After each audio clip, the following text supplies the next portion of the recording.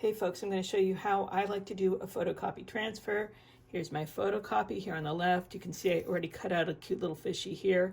And this is one that I did last night. I'm going to also show you the final result. So, okay, step one, I make a photocopy of a image. You know, I like to use things that don't have a copyright. So this is a copyright-free trout here hanging out. And I've got this other fish right here. I'm going to have this guy swimming down here next to the fish. But before I do that, I'm going to put some, you don't have to do this. I like doing this as an extra step though.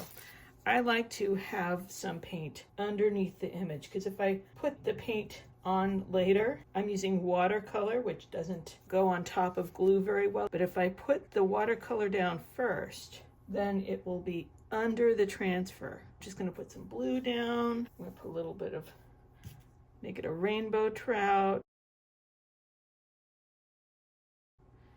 Green down. This is not a realistic trout. This is just me having some fun here. And the colors are going to blend together. That's fine. It's going to be a psychedelic trout. So this is all wet. That's fine that it's all wet because I'm going to put some wet glue on top. It's going to smush together. I'm going to have some happy accidents going on this. Now I've got my trout and it's going to be facing, it looks like it's going right here, but I'm going to flip him over, which means he's going to be facing left.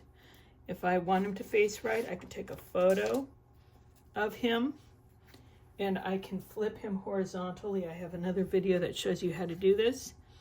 But you know, we're having a little school of fish of various species. So now I'm just using a really gooey glue. So this is Mod Podge that I'm using.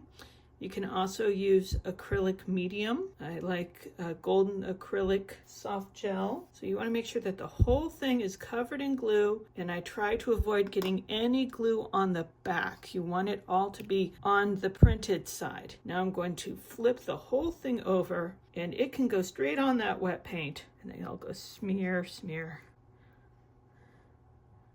A little bit of that paint might smoosh out to the sides. Try your best to keep that back clean. We want to have full contact between that paper and the image. This needs to dry overnight. But while this is drying, I can go ahead and rub off the paper on this guy. I'm choosing to do this on a really smooth paper.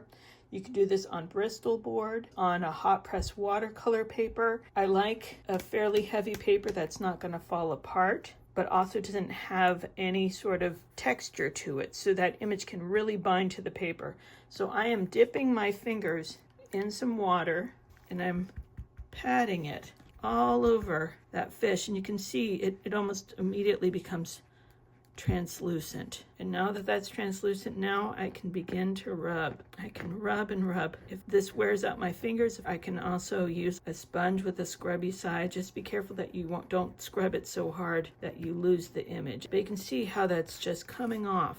So it has a little bit of an orange aura around it. Now as this dries, you may see some areas that are a little bit lighter and some areas that are a little bit more defined. And what my recommendation is that you get it wet again and you rub it some more. If you have trouble getting all that paper off, then I find that putting a little bit of acrylic medium will also help and make it slightly more transparent.